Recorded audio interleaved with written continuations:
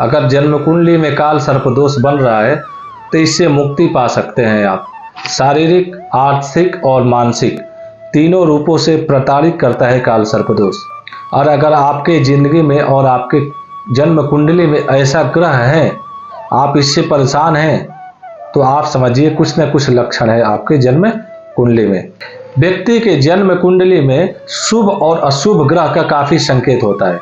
अगर आपके जन्मांग में शुभ ग्रह बैठे हुए हो तो आपको किसी प्रकार की परेशानियों का सामना नहीं करना पड़ता है।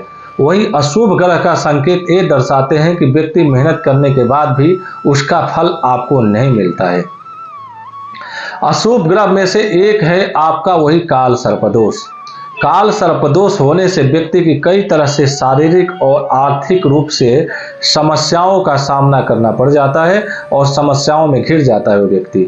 काल सर्पदोष का मतलब होता है काल यानी मृत्यु, सर्प यानी सांप, यानी मृत्यु जो है ना डायरेक्ट राहु ही होता है।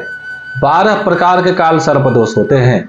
क्या होता है काल सर्पदोष? व्यक्ति की लग्न कुंडली में राहु और केतु की स्थिति सम यानी सप्तम स्थान तक हो, 180 डिग्री तक एक दूसरे के साथ हो, तो समझ जाओ ये काल सर्पदोष का योग बनता है।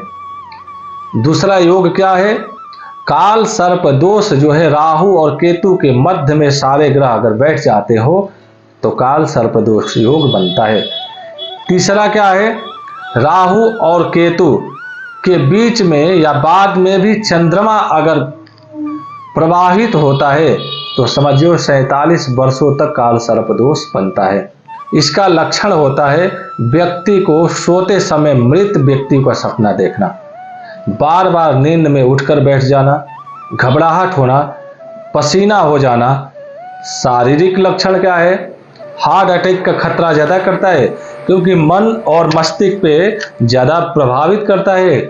राहु सर से ऊपर, गले से ऊपर, केतु गले से नीचे, हार्ट में, मस्तिष्क में विशेष घात पहुंचाता है व्यक्ति को। मानसिक रूप से इतना प्रताड़ित करता है कि कभी कभी हम लोगों ने देखा है कुंडली में कि व्यक्ति अपने आप को अकाल मृत्यु को भी प्रभावित कर देता है।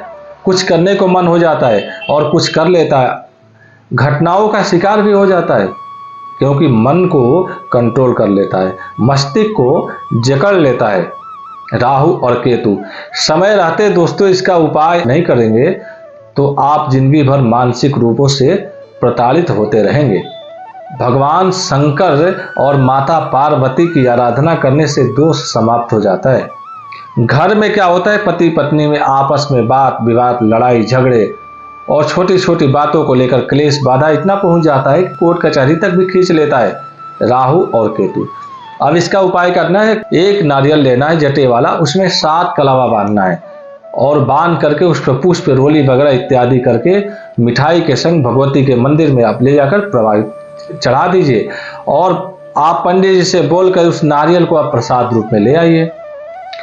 नारियल को ले जाकर किसी मंदिर में या आप कभी किसी पानी के जगह पे, तालाब पे, नदी की इत्यादि के पास आप जा करके राइट क्लॉक 7 बार उतारिए और जल में प्रवाहित कर दीजिए।